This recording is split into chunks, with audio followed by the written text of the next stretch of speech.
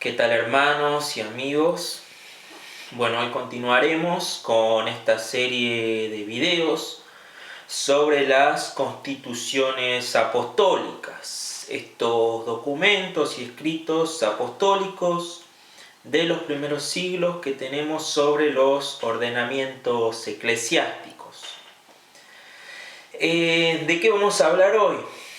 Hoy vamos a tener un tema que va a tratar sobre cómo era la interpretación bíblica y la ordenación de los obispos en los primeros siglos y cómo nos los transmite las constituciones apostólicas.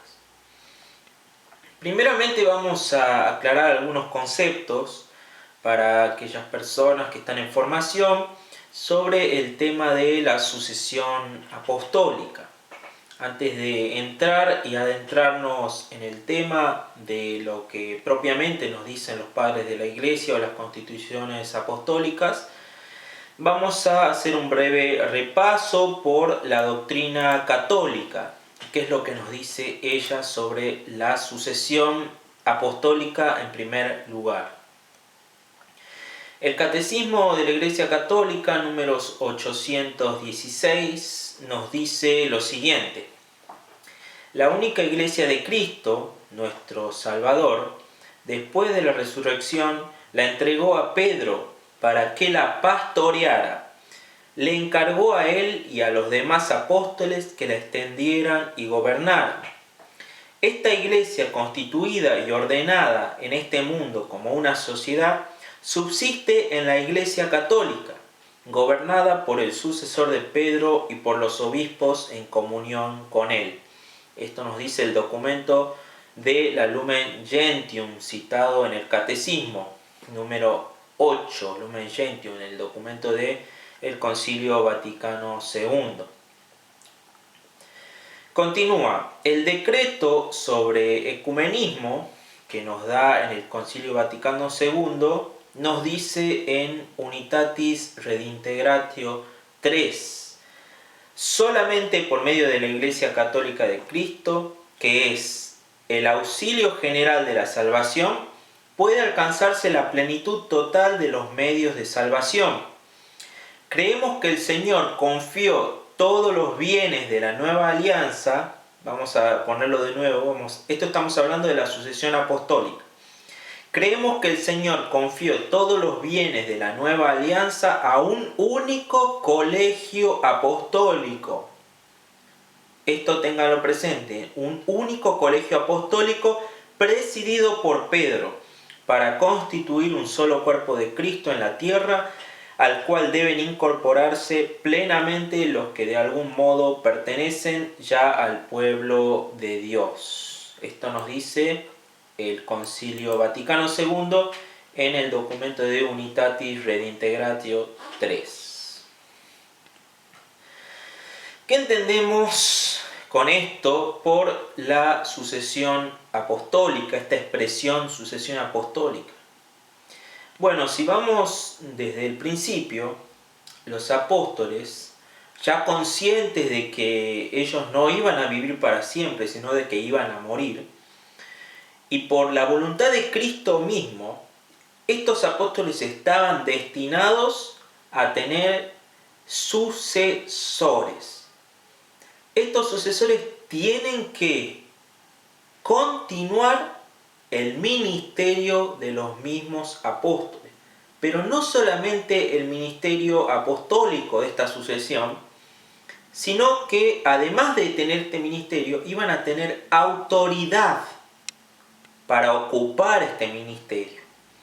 Esa misma autoridad, que es lo que nos dice el Catecismo de el colegio apostólico presidido por Pedro, esa misma autoridad es la que ellos han recibido desde el primer momento por Cristo mismo.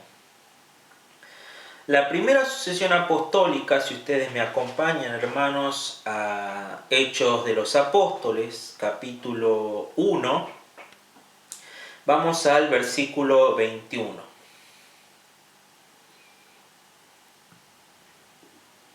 ¿Qué nos dice Hechos de los Apóstoles, capítulo 1, versículo 21?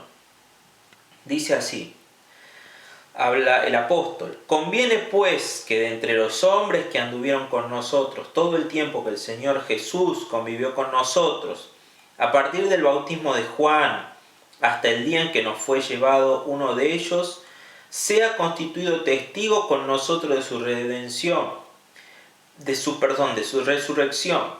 Presentaron a dos, a José, llamado Barsabás, por sobrenombre Justo, y a Matías. Entonces oraron así: tú, Señor, que conoces los corazones de todos, muéstranos a cuál de estos dos has elegido para ocupar en el ministerio del apostolado el puesto de que Judas desertó para irse a donde le correspondía. Echaron suertes y la suerte cayó sobre Matías, que fue agregado al número de los apóstoles. Como había dicho anteriormente, los apóstoles, y lo vemos en la Escritura, ya tenían claro que este ministerio no podía quedar, este ministerio puesto por ellos, puesto por el mismo Cristo, hacia ellos. Sabían que este ministerio no iba a quedar vacante, sino que ellos tenían la clara conciencia de que debían tener un sucesor. ¿Qué nos dice también segunda de Timoteo? Vamos a ver primero los pasajes de la Escritura, luego vamos a ver qué es lo que nos dicen las constituciones y los padres de la Iglesia. Vamos a segunda de Timoteo 2, capítulo 2, versículo 1 y 2. Dice segunda de Timoteo, hablando el apóstol Pablo, dice: tú pues, hijo mío, mantente fuerte en la gracia de Cristo Jesús, y cuanto me has oído en presencia de muchos testigos, confíalo a hombres fieles que sean capaces a su vez de instruir a otros. Esto es lo que nos dice segunda de Timoteo 2:12. Analicemos este texto. Dice: y cuanto me has oído, dice el apóstol Pablo, en presencia de muchos testigos, confíalo a hombres fieles. Timoteo tenía el encargo de poner hombres fieles, y este encargo es transmitido por el mismo apóstol. Y estos hombres fieles que Timoteo va a constituir, dice que sean capaces a su vez de instruir a otros. Como vemos acá, tenemos varias generaciones que se puede remontar hasta el siglo II, siglo III, se podría decir. Puede ser seguramente. El apóstol Pablo está dando una orden a Timoteo cerca del año 100, entre el siglo I y el siglo II. Y este Timoteo va a poner hombres fieles. Vamos un poco más del siglo II, vamos al año 130, 120, 150. Y estos hombres fieles tienen que ser capaces de instruir a su vez a otros y poner, ¿qué podemos decir? Año 180, 200, 210. Estas generaciones van a transcurrir, pero ¿cómo van a transcurrir? Con una sucesión de orden establecida. Justamente el apóstol Pablo va a hacer esto, va a transmitir un orden a Timoteo para que él luego transmita ese orden y luego esos otros que Timoteo va a encargar sean capaces de transmitir ese orden, de instruir a otros en ese mismo orden apostólico, en esa misma instrucción. Además de eso, vemos que el apóstol Pablo impone autoridad. Él impone autoridad y orden en sus escritos. En 1 Tesalonicenses capítulo 2 versículo 7 dice el apóstol: aunque pudimos imponer nuestra autoridad por ser apóstoles de Cristo, nos mostramos amables con vosotros como una madre cuida con cariño a sus hijos. Y además de esta autoridad apostólica, Ellos tenían el ordenamiento apostólico, que lo vemos en 1 Corintios capítulo 7, versículo 17. Dice: por lo demás, que cada cual viva conforme le ha asignado el Señor, cada cual como le ha llamado Dios, es lo que ordeno en todas las iglesias. Este ordenamiento, esta autoridad apostólica es aquella que instruye a Timoteo y es aquella que Timoteo va a instruir también a otros. El texto, uno de los textos más conocidos y que lo vamos a ver en las constituciones apostólicas, es el Evangelio de Juan, capítulo 20, versículo 23, que dice el Señor Jesús mismo, instituyendo a estos apóstoles. Dijo otra vez, Juan 20, 23, Jesús les dijo otra vez: la paz con vosotros. Como el Padre me envió, también yo los envío. Acto seguido, sopló sobre ellos y les dijo: recibid el Espíritu Santo. A quienes perdonen sus pecados, les serán perdonados. A quienes no se los perdonen, no les serán perdonados. Este versículo, mal interpretado por los protestantes, o digamos, ni siquiera interpretado por los protestantes porque no tienen absolutamente ninguna interpretación más que una mala traducción en la Reina Valera. Y si lo vamos a ver acá, se los voy a mostrar. Tengo la Biblia Reina Valera contemporánea, ustedes la pueden ver acá. Esta es la Biblia Reina Valera contemporánea. En el capítulo 20 de Juan 23 lo dice de esta manera y no como la Reina Valera 1960. En la Reina Valera 1960 dice: a quienes les remitieren sus pecados les serán remitidos, y a quienes no se los remitieren no les serán remitidos. Este verbo remitir, si bien es un sinónimo, no va a ser la traducción correcta. Pero la Reina Valera contemporánea lo traduce de manera correcta. En Juan 20, 23, les voy a dejar la cita para que ustedes puedan ver. Juan 20, 23. A quienes les perdonen sus pecados les serán perdonados, y a quienes no se los perdonen no les serán perdonados. Tenemos la Reina Valera, así que los protestantes no tienen excusa para negar el perdón de los pecados que se le ha conferido a aquellos ordenados por el propio Jesucristo. También tenemos la Biblia Nueva Versión Internacional. La Nueva Versión Internacional, que es de editorial Vida Protestante. Esta Biblia particularmente es una Biblia que es de Lee Strobel, que es una Biblia de estudio, podríamos llamarle. Va a traducir Juan 20, 23 de la misma manera. A quienes les perdonen sus pecados, les voy a dejar acá para que ustedes puedan ver la cita. Juan 20, 23, si se podrá ver ahí. Juan 20, 23.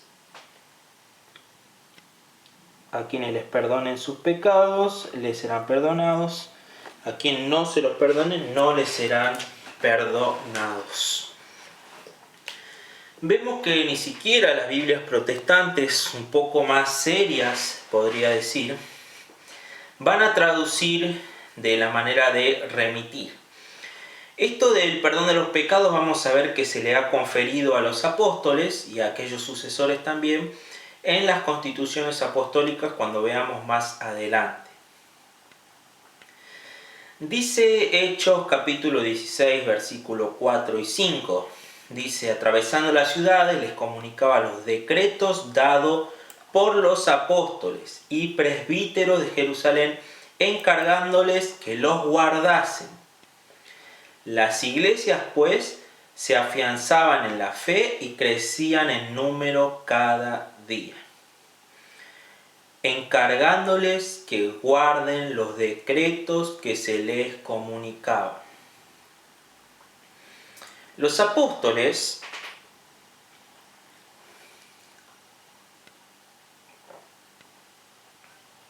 además de encargar estos decretos, van a designar presbíteros en cada iglesia. Van a designar sucesores, van a tener gente a cargo en cada iglesia. Por eso en Hechos capítulo 14, versículo 23, dice lo siguiente: designaron presbíteros en cada iglesia y después de hacer oración con ayunos, los encomendaron al Señor en quien habían creído. Y vamos a ver que esto de designar presbíteros, de designar obispos, que ya vamos a ver más adelante, en Primera de Timoteo se dice cómo. Primera de Timoteo 5:22 y en Tito 1:5. ¿Qué dice en Tito 1:5? El motivo de haberte dejado en Creta fue para que acabaras de organizar lo que faltaba y establecieras presbíteros en cada ciudad como yo te ordené. Y en 1 Timoteo 5:22 dice el apóstol Pablo: no te precipites en imponer a nadie las manos. Vamos a ver que más adelante en los testimonios de los padres de la iglesia veremos que Timoteo fue ordenado por el apóstol San Pablo, siendo también de manera ordenada. ¿Cómo será esta manera en la cual se ordena a Timoteo? Por medio de la imposición de manos y por la imposición de manos del colegio de presbíteros. ¿Se acuerdan lo que habíamos hablado en el Catecismo de la Iglesia Católica? ¿Qué nos dice 1 Timoteo 4, capítulo 4, versículo 14? No descuides el carisma que hay en ti, que se te comunicó por intervención profética, mediante la imposición de las manos del colegio de presbíteros. Esto es lo que nos decía el Catecismo de la Iglesia Católica, y vamos a ver que también nos lo dice los padres de la Iglesia.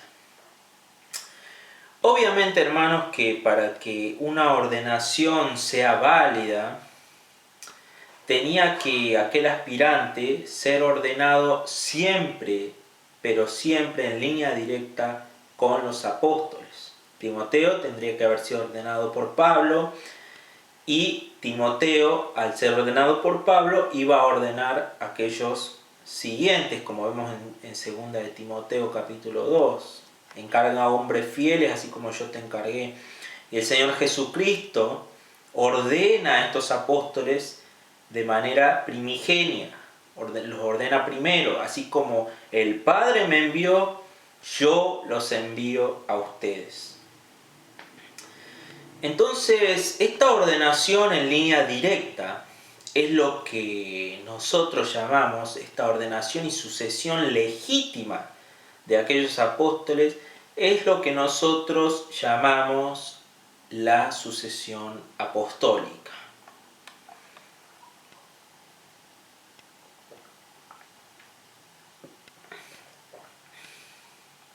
¿Qué nos dicen los padres de la Iglesia? Leemos en el libro primero de las Constituciones Apostólicas, este escrito que ya habíamos hablado en el video pasado. ¿Qué es lo que nos dice el libro primero?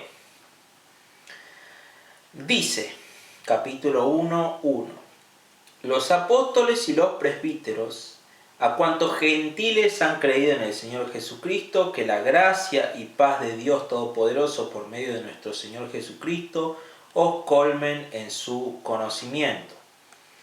Antes que nada, sabemos que las constituciones apostólicas se ha establecido, se ha creído que han sido recopiladas y escritas por el propio Clemente de Roma. aquel discípulo directo del apóstol San Pedro. Y vemos acá en su introducción que su introducción es idéntica a aquella carta de Clemente a los Corintios, de Clemente de Roma. Y vamos a leer la introducción también para que podamos tener un panorama un poco más amplio. Dice así la introducción, en carta primera de Clemente a los Corintios. Dice: la iglesia de Dios que habita como forastera en Roma, a la iglesia de Dios que habita como forastera en Corintio. A los llamados y santificados en la voluntad de Dios por nuestro Señor Jesucristo, que la gracia y paz se multipliquen entre vosotros de parte de Dios omnipotente por medio de Jesucristo. Vemos la introducción idéntica, como han dicho los expertos, a Clemente de Roma con las constituciones apostólicas y la carta de Clemente a los Corintios. Nos sigue diciendo: la Iglesia Católica, plantación de Dios y su viña, escogida, que habéis creído en su religión, en la que no hay engaño, que gozáis del reino eterno por medio de la fe. Pertrechados por Jesús y abrazados a su temor, partícipes de la aspersión de la preciosa e inocente sangre de Cristo. Que perseveráis en su promesa conforme al mandato del Salvador, escuchad la sagrada enseñanza, de manera parecida a cómo escucháis sus gloriosas palabras.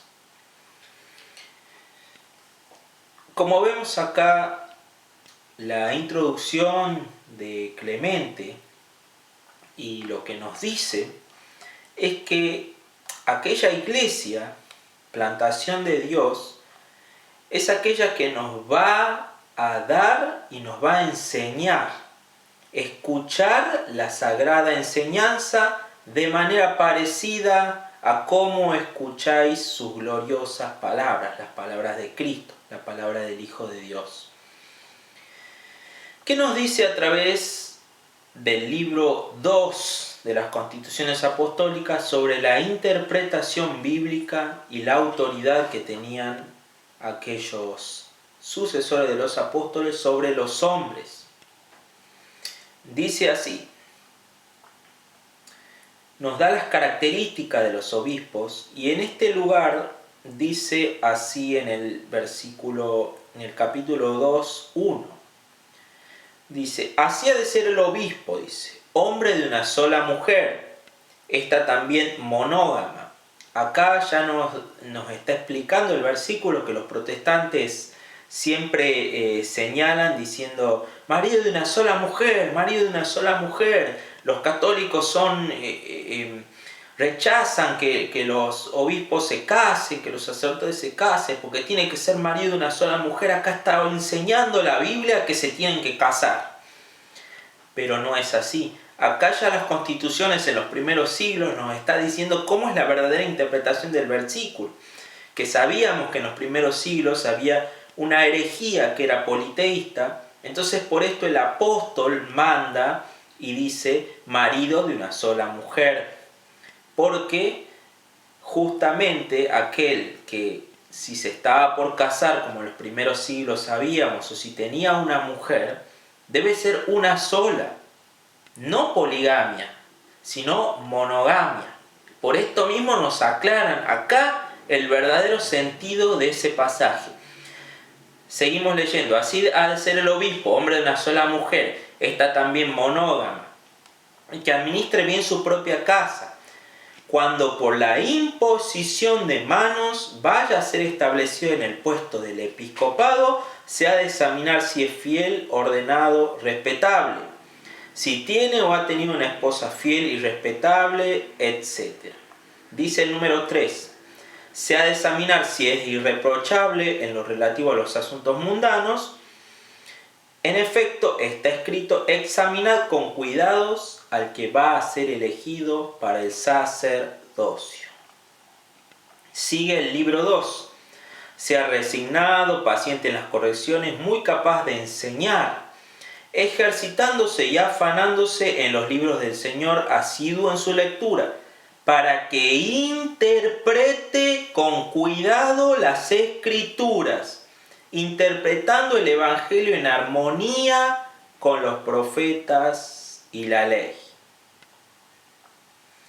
Fíjense lo que nos dice de aquellos que van a ser puestos en el episcopado. Dice, ha sido en su lectura para que interprete con cuidado las Escrituras. Vemos lo que nos dicen los primeros siglos de los obispos designados, que tenían el encargo de ser los que interpretaban las Escrituras. ¿Quiénes interpretan la Escritura según los protestantes? No, yo la interpreto, el libre examen. Sabemos que es el libre examen de la Biblia. Yo interpreto la Escritura, tú interpretas la Escritura, él interpreta la Escritura, todos interpretamos la Escritura. El libre examen. ¿Qué nos dice la Iglesia? No. La interpretación de la Escritura cuidadosamente se la da a aquellos sucesores de los apóstoles, los obispos y presbíteros.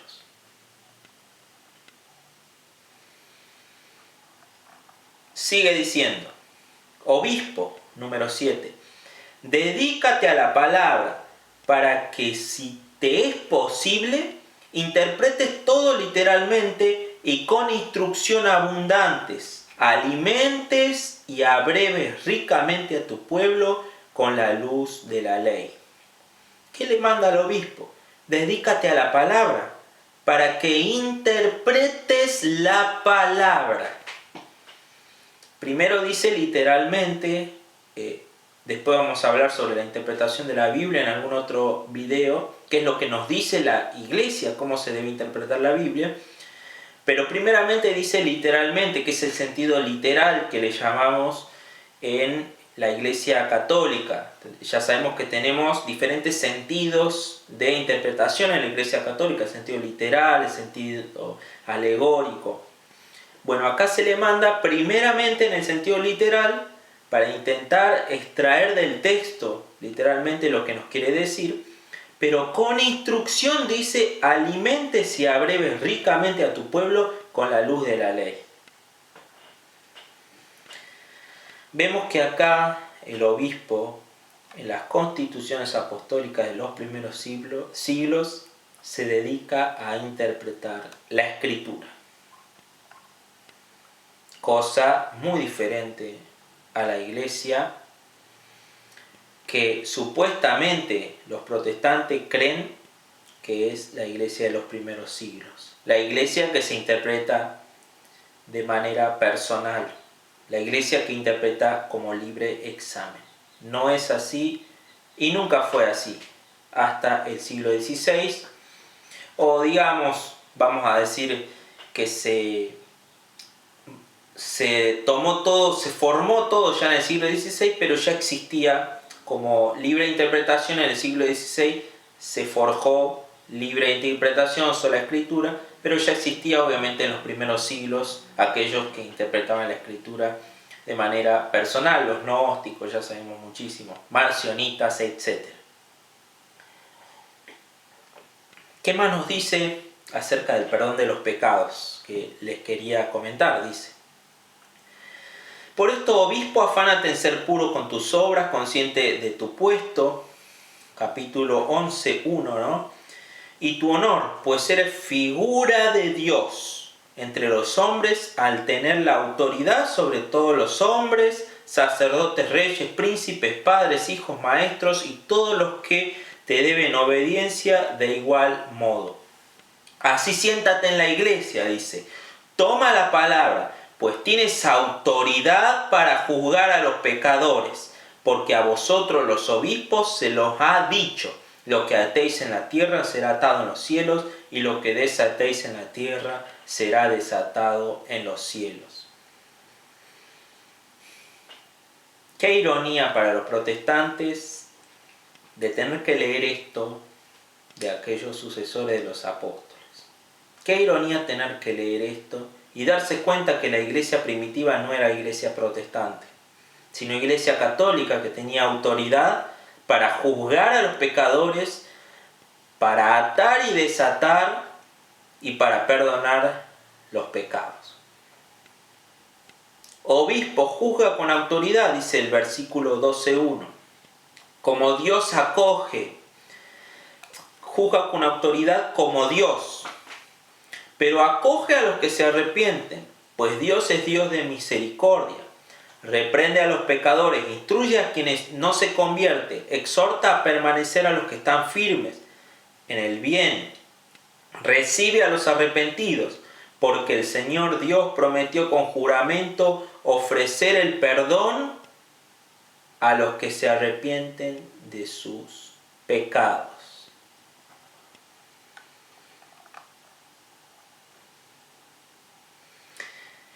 Dice, cuando un pecador dice con una disposición sincera, he pecado contra el Señor, el Espíritu Santo responde, el Señor te ha perdonado el pecado, ten confianza, no morirás.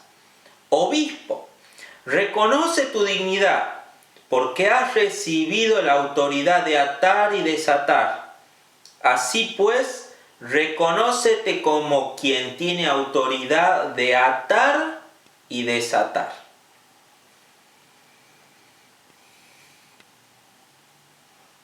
Dejemos un momento para reflexionar sobre esto.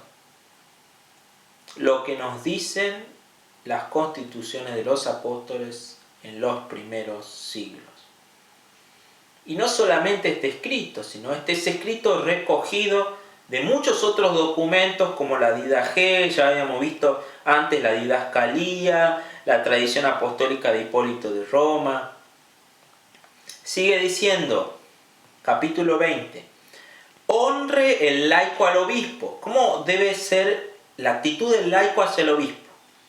Honre el laico al obispo, ámelo, témalo como un padre, como a un señor, como a un amo, como un sacerdote de Dios, como un maestro de piedad.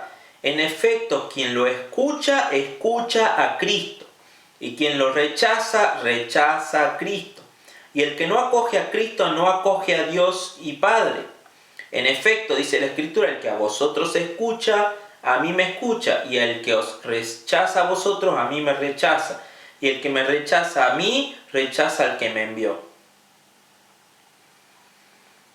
Así pues, sé obediente. Y tú, obispo, busca a la perdida. Reconduce a la extraviada, haz volver a la que se había separado, pues tienes poder para convertir y para liberar a quienes están quebrantados. Por ti el Salvador dijo al que estaba abatido en sus pecados, tus pecados son perdonados, tu fe te ha salvado, vete en paz. La iglesia de Dios es la paz serena. Tú libera a los pecadores y establécelos en ella sanos, inmaculados, esperanzados, diligentes, dedicados a las buenas obras. Como médico experimentado y compasivo, cura a todos los que están heridos por sus pecados, pues no tienen necesidad de médicos los sanos, sino los enfermos. ¿Qué autoridad que le dio Cristo a los sucesores de los apóstoles? Y esta es la autoridad de la sucesión apostólica. Esta es la autoridad que tiene un sacerdote hoy en la Iglesia Católica para perdonar pecados. Autoridad que viene de parte de Cristo. Es quien perdona y da el poder a la Iglesia y a aquellos administradores de esos dones que son los sacerdotes a perdonar pecados. Ya lo decían los primeros siglos de la Iglesia.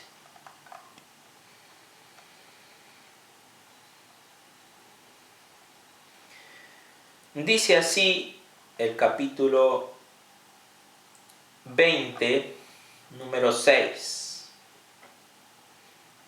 Entonces los levitas, haciendo una comparación con los levitas en el Antiguo Testamento, que se ocuparon asiduamente de la tienda, participaban sin impedimento de los dones de todo el pueblo y de las ofrendas, de las primicias, de los diezmos, sacrificios de los presentes, porque era su trabajo en el servicio de la tienda.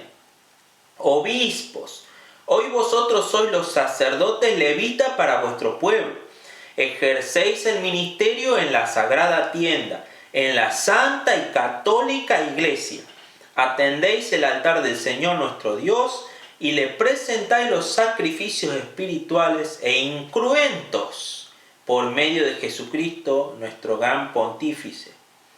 Para los laicos, los mediadores de Dios y de sus fieles, y los depositarios y heraldos de la palabra, los conocedores de las Escrituras, la voz de Dios y los testigos de su voluntad.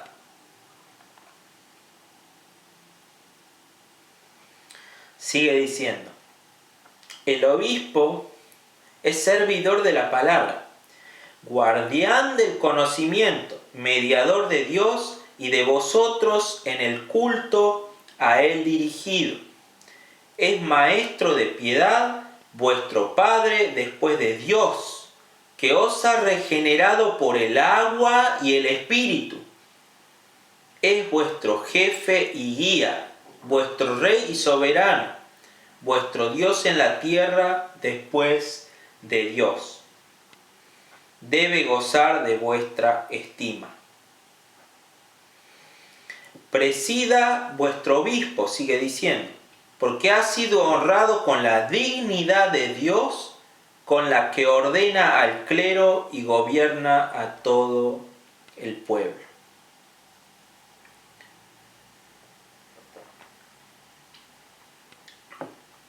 Es realmente emocionante poder leer estos escritos primitivos. Que podamos tener acceso a estos escritos realmente es una riqueza enorme para la Iglesia Católica y para nosotros como laicos y como apologistas también o estudiantes de apologética en nuestra Iglesia Católica.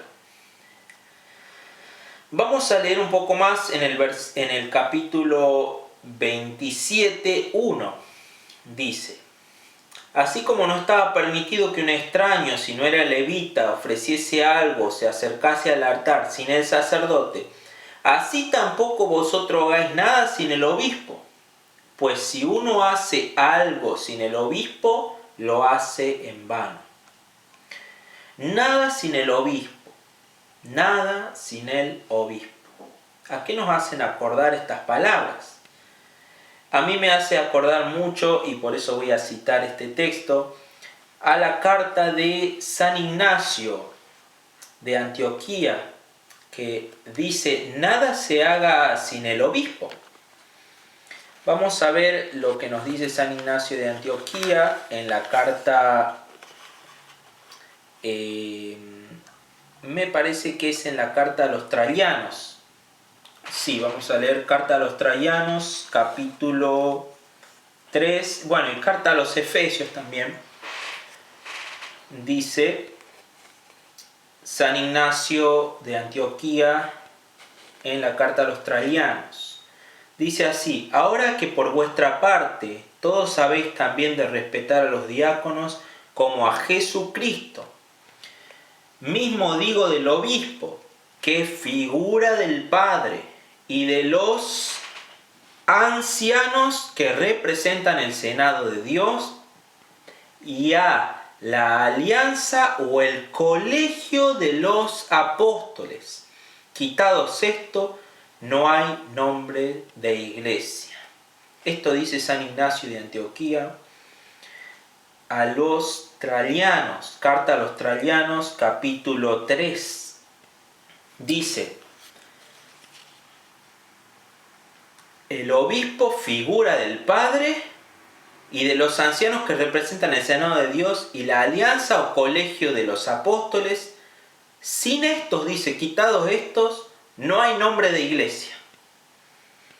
Qué duro lo que nos dice San Ignacio de Antioquía, ¿no? Muy duro para los protestantes, ¿no? Eso sí. Síguese de ahí, vamos a leer un poco más adelante. Fíjense lo que nos dice, un segundito hermanos, San Ignacio de Antioquía. Ya vamos a leer la carta a los Efesios, una cita que me gusta muchísimo a mí, Pero vamos a continuar con las constituciones apostólicas, estábamos en el capítulo 27, número 2, sigue diciendo así: tú, obispo, actúa de la misma manera, así como después de la enseñanza y tras el bautismo acoges al pagano, así también al que ya se ha purificado por la conversión tras imponerle las manos, mientras todos oran por él, lo restablecerás en su primitivo lugar, y en el lugar del bautismo recibirá la imposición de manos, pues por la imposición de nuestras manos era conferido el Espíritu Santo a los creyentes.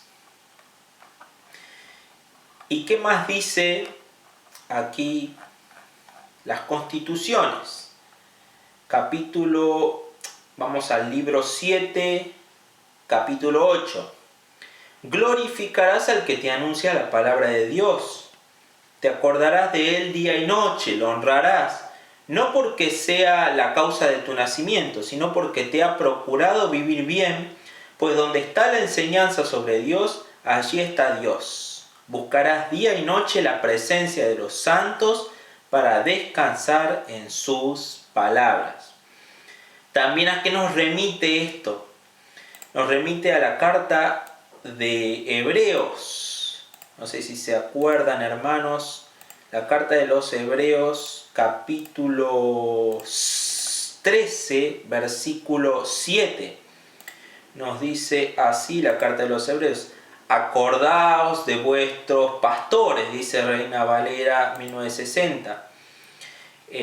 Nácar Colunga también dice lo mismo. En la Biblia de Bober Cantera, acordaos de vuestros guías. La Biblia de Jerusalén, acordaos de vuestros dirigentes, que os anunciaron la palabra de Dios, y considerando el final de su vida, imitad su fe. Hebreos, capítulo 13, versículo 7. También nos remite estas palabras, ¿no? Glorificarás al que te anuncia la palabra de Dios, dice las constituciones. Te acordarás de él día y noche, lo honrarás. Sobre su enseñanza, dice, está Dios. Buscarás día y noche la presencia de los santos para descansar en sus palabras. Dice así: esto es lo que el Señor nos enseñó a decir cuando orásemos a su Padre: hágase tu voluntad en el cielo, como en la tierra como en el cielo. Para que así como todas las naturalezas celestes de las potencias incorporales glorifican a Dios de manera concorde, así también todos los hombres sobre la tierra, con una sola boca y una misma disposición, glorifiquen al solo, único y verdadero Dios por medio de Cristo, su unigénito. Su voluntad es que lo alabemos con un sentimiento unánime y que lo adoremos con una voz unánime. Esta es su voluntad en Cristo, que sean muchos los que se salven en Él. ¿Y a qué nos remite esta cita tan hermosa de las constituciones? A una cita tan hermosa también como la que es de mis favoritas de San Ignacio de Antioquía, que se la voy a leer en la carta a los Efesios. Vamos a leer del capítulo 3.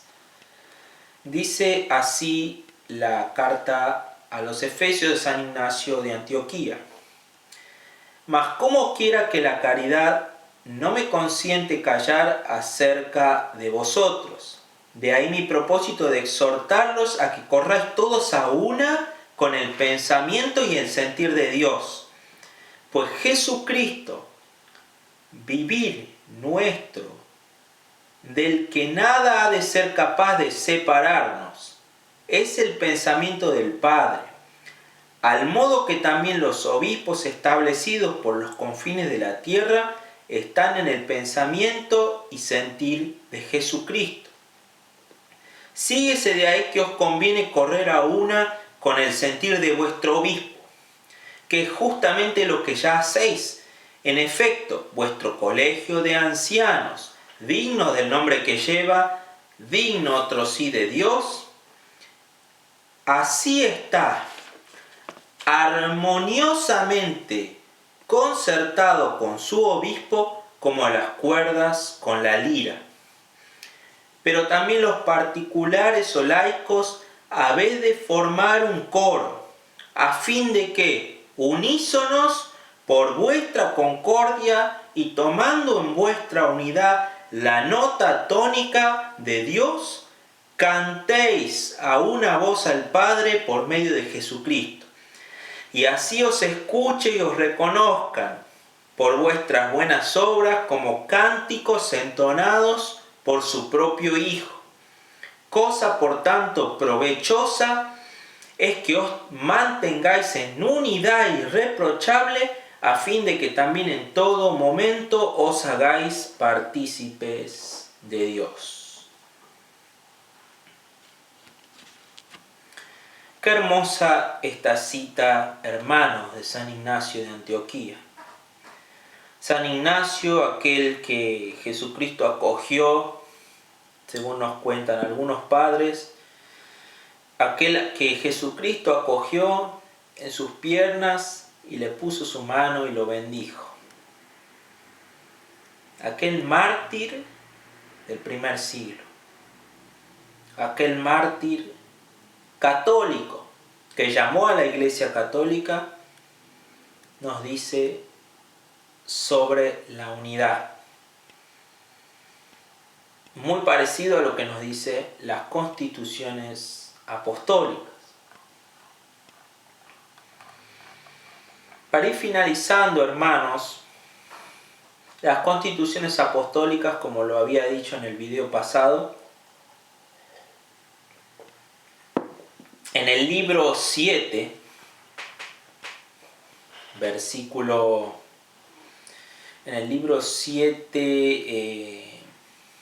capítulo 46, 1,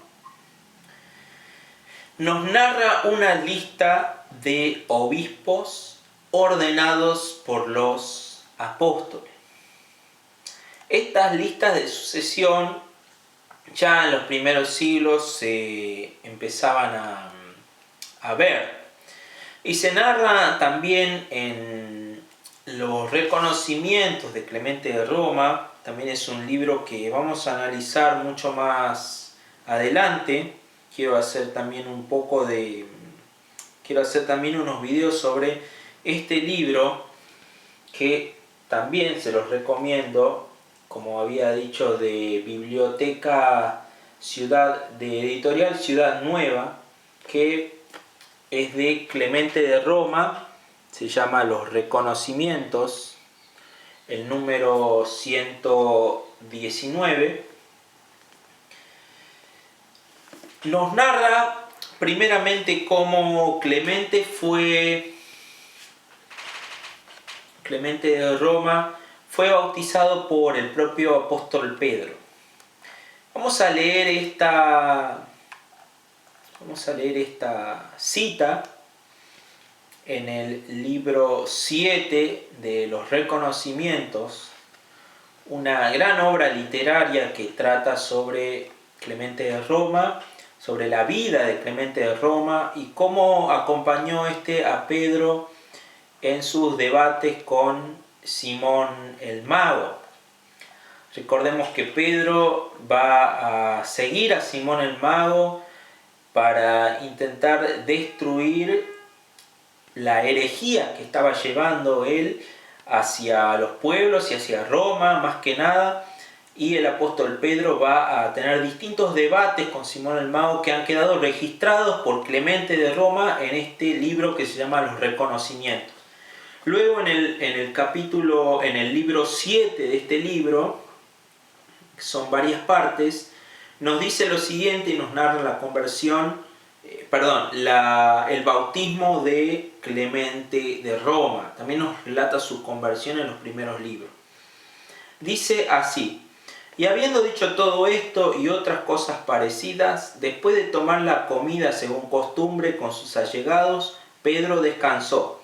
Y habiendo enseñado durante 3 meses continuos la palabra de Dios y convertido a muchos a la fe, a lo último me mandó a ayunar, y después del ayuno me bautizó con el agua perenne. El agua perenne es lo que nos llamaba la didaje con el agua viva, ¿no? En unas fuentes que había próximas al mar. Y estando nosotros celebrando alegres con nuestros hermanos la fiesta de nuestro bautismo, por la gracia de la regeneración que me había sido dada en aquel, Pedro mandó a aquellos que habían sido ordenados para que les precedieran, que marchasen a Antioquía y que allí esperasen otros 3 meses. Y habiendo marchado estos, ser conduciendo a aquellos que plenamente habían recibido la fe del Señor, a las fuentes que, como hemos dicho, estaban cerca del mar, los bautizó, y compartiendo con ellos la Eucaristía, les dio como obispo a Marón, que le había hospedado en su casa y que ya era perfecto en todo, y juntamente con él ordenó 12 presbíteros y algunos diáconos. Estableció además el orden de las viudas y dispuso todos los servicios de la iglesia, mandando a todos que obedeciesen como obispo a aquel que él había puesto en todo lo que él dispusiera. Vemos en este hermoso libro, que se los recomiendo, hermanos, los reconocimientos de Clemente de Roma, una gran obra literaria e histórica, donde Clemente nos narra su conversión y sus viajes con el apóstol Pedro luego de haber sido convertido recién al cristianismo, y también nos narran, como le habíamos dicho, le había comentado, el bautismo de Clemente de Roma, quien escribe estas constituciones por el propio apóstol Pedro, e incluso que también va a escribir a los Corintios cartas que ya conocemos o que ustedes conocerán, y si no las conocen, les invito a que puedan leerlas también, las cartas de Clemente a los Corintios, que también ya vamos a hacer un análisis sobre eso.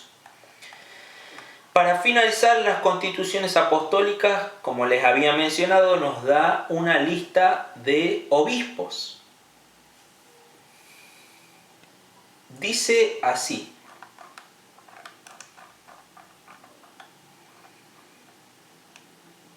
os damos a conocer, libro 7, os damos a conocer los obispos que nosotros hemos ordenado a lo largo de nuestra vida. Son estos: en Jerusalén, Santiago, el hermano del Señor. Tras su muerte, el segundo fue Simeón, el hijo de Cleofás. Después el tercero fue Judas, el de Santiago. En Cesarea de Palestina, el primero fue Zaqueo. Ya habíamos visto que Zaqueo fue ordenado en otro libro. Si no me equivoco, fue en Historia Eclesiástica, donde se habla de la ordenación de Zaqueo. No puedo recordarlo en este momento, pero ya habíamos hablado en otro video sobre esto. En Cesarea de Palestina, el primero fue Zaqueo, que en otro tiempo fue publicano. Después de él lo fue Cornelio, y el tercero Teófilo. En Antioquía, Evodio fue establecido por Pedro. Ignacio fue establecido por el apóstol Pablo. Acá nos dice que San Ignacio fue establecido por el apóstol Pablo. Miren ustedes. En Alejandría, Aniano fue ordenado el primero por Marcos, el evangelista. El segundo, Abilio, fue ordenado por Lucas, también evangelista. En la iglesia de los primeros de los romanos, Lino, ya habíamos visto esta ordenación, hijo de Claudio, fue ordenado por Pablo. Clemente, después de la muerte de Lino, fue ordenado por Pedro. En Éfeso, Timoteo fue ordenado por Pablo, lo vimos en la propia escritura, fue ordenado por Pablo, Timoteo. Y Juan fue ordenado por el apóstol Juan. En Esmirna, el primero fue Aristón, después Estrataitas, hijo de Loios, y el tercero fue Aristón. En Pérgamo fue ordenado Gallo, y en Filadelfia fue ordenado Demetrio por el apóstol Pedro. Pablo ordenó a Lucio en Cencreas y a Tito en Creta. Esto de que ordenó a Tito en Creta también lo vemos en la Escritura y en historia eclesiástica. Dionisio fue ordenado en Atenas, lo vemos también en historia eclesiástica y en la Escritura. Dionisio el Areopagita, que tenemos los escritos del primer siglo de Dionisio el Areopagita. En videos anteriores había comentado un poco sobre Dionisio el Areopagita, un escritor del primer siglo, que fue aquel que el apóstol Pablo en el Areópago va a convertir. Él se convierte, que dice en Hechos capítulo 17, si no me equivoco, o 15, que va a ser convertido a la fe por el apóstol Pablo ahí en el Areópago de Atenas. Este Dionisio nos va a escribir unos libros en el primer siglo donde va a nombrar las prácticas y las costumbres de la iglesia y el nombre también de la iglesia como iglesia católica en los primeros siglos. Dice también Martones en Trípoli de Fenicia, Argipo fue ordenado en la Odisea de Frigia y Filemón en Colosas. Onésimo, el de Filemón, fue ordenado en Berea de Macedonia y en Crescente. En las iglesias de Galacia, Aquila y Niceta fueron ordenados en las parroquias de Asia y Crispo en las iglesias de Egina. Estos son a quienes hemos confiado las parroquias en el Señor, recordando sus enseñanzas, guardad siempre nuestras palabras, y el Señor esté con vosotros ahora y en los tiempos sin fin. Sigue diciendo el libro 8, número 13, 15 y 16. Dice Moisés, haciendo una comparación con el Antiguo Testamento, amadísimo por Dios, estableció pontífices y sacerdotes y levitas, pero nuestro Salvador instituyó a los apóstoles, que luego ellos me instruyeron a mí, dice Clemente, y a Santiago, y a otros con nosotros, por no enumerarlos a todos de nuevo, y todos nosotros en común hemos instruido presbíteros, diáconos, subdiáconos y lectores. Después de su ascensión, cuentan los apóstoles, ofrecimos según su mandamiento el sacrificio puro e incruento, y ordenamos obispos, presbíteros y diáconos en número de 7. Uno de ellos era Esteban, el bienaventurado mártir, por no inferior a nosotros por su buena disposición hacia Dios. Vemos también que Esteban fue ordenado luego hasta su martirio.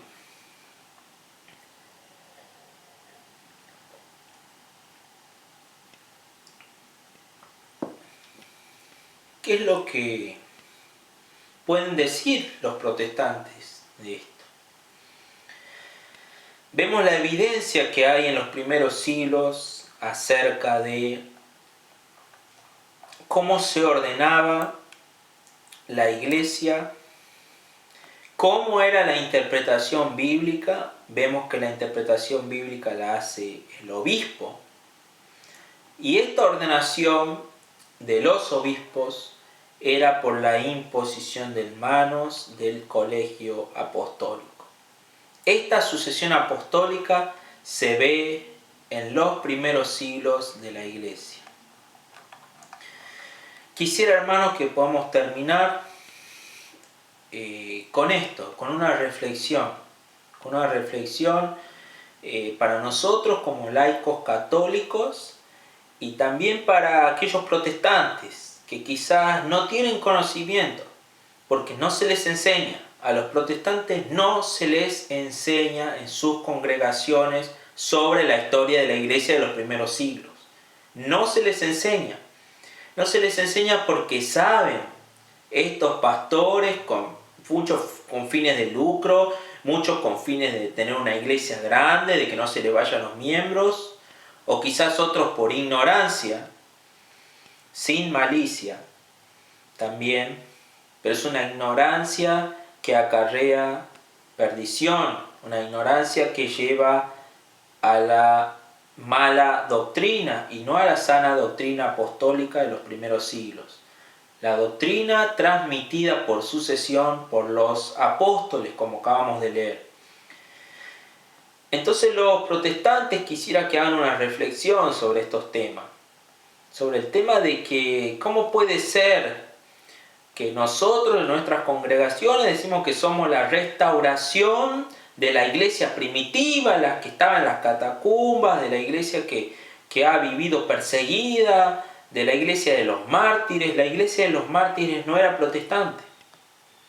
La iglesia de San Ignacio de Antioquía, de San Policarpo, de San Justino, de San Ireneo, la iglesia de ellos no era la iglesia protestante, de San Dionisio el Areopagita, del siglo I. No era protestante, era católico y él mismo lo dice. La iglesia de San Clemente de Roma, la iglesia de Tertuliano. Hermanos, la iglesia de San Cipriano,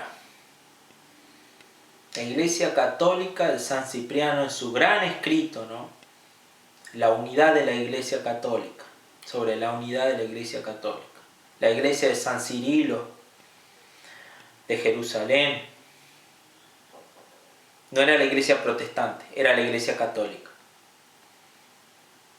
Esa iglesia de los primeros siglos era la iglesia católica, mal que les pese a los protestantes. Y esta reflexión es para ellos.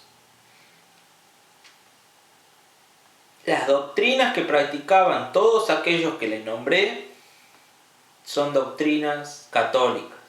Y eso fue establecido desde los primeros siglos por los apóstoles.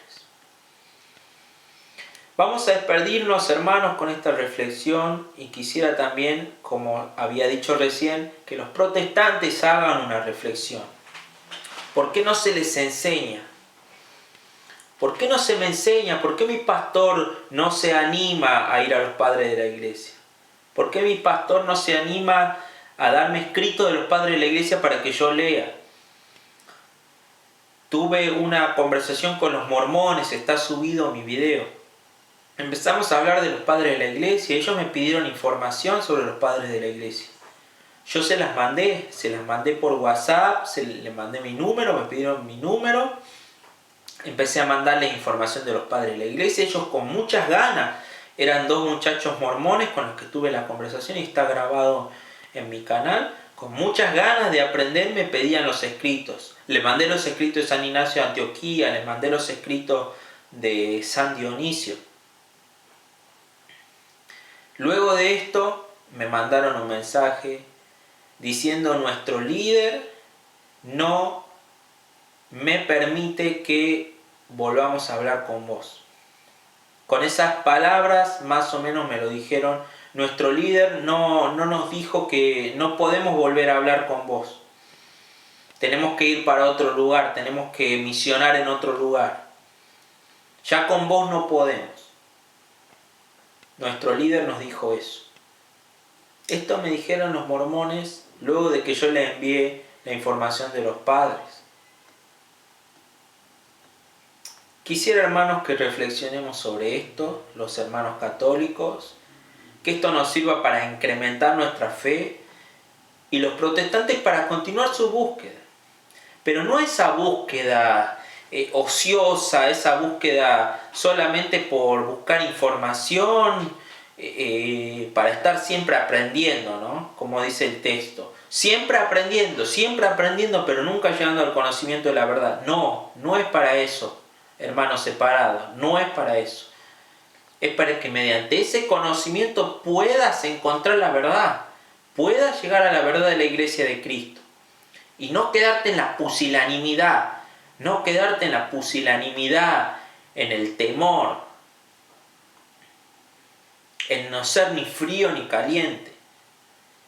No quedarte en eso, porque vos podés conocer mucho de patrística, podés conocer mucho de la historia de la iglesia, Toda la información puedes tenerla.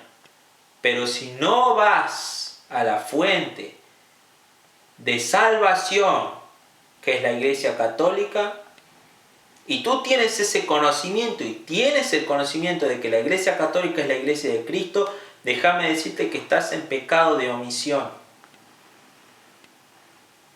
Y es un pecado muy grave por el cual no vas a salvarte. Si tienes este conocimiento, si tienes el conocimiento que la Iglesia de Cristo, fundada en el primer siglo, es la Iglesia Católica, y no llegas al conocimiento de la verdad, no te humillas, no tienes humildad para reconocer que es la Iglesia de Cristo, abandonar tu secta, dejar la secta protestante, no vas a llegar al conocimiento de la verdad, no se te van a abrir los ojos.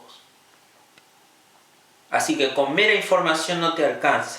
Tienes que tener la humildad como la hemos tenido muchos de nosotros, que al ser protestante tantos años, 24 años de mi vida, tuve la humildad dejando quizás amigos, dejando parientes, algunos parientes que no me volvieron a hablar más, muchos amigos, pastores de la congregación donde iba, que me han difamado, que me han dicho un montón de cosas, que me iba a ir al infierno.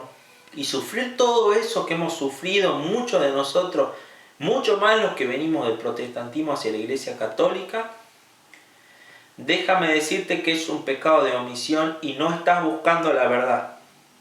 No estás buscando la verdad, te estás negando a la verdad y negando al Espíritu Santo que quiere obrar en tu vida. Él quiere obrar en tu vida para acercarte a la verdad. San Ambrosio, como dice San Ambrosio, esa verdad te encuentra, te está encontrando esa verdad. No andes buscando muchas verdades, por acá, por allá. Esa verdad te está encontrando, como dice San Ambrosio, como lo encontró a Agustín, como encontró a San Agustín, aquel santo que seguramente tú reconoces como un santo, que seguramente lo reconoces como un santo, porque se habla de San Agustín en la iglesia protestante. Bueno, él encontró la verdad y él dice que está en la iglesia católica. Haz como San Agustín, toma esa verdad, tómala, te está buscando. No te niegues, no rechaces esa verdad. La verdad de la iglesia. En humildad reconócela, hermano. Te mando un abrazo y espero que pueda haberles sido de provecho estos videos y nos veremos en el siguiente video. Les mando bendiciones para todos, hermanos y amigos. Hasta pronto.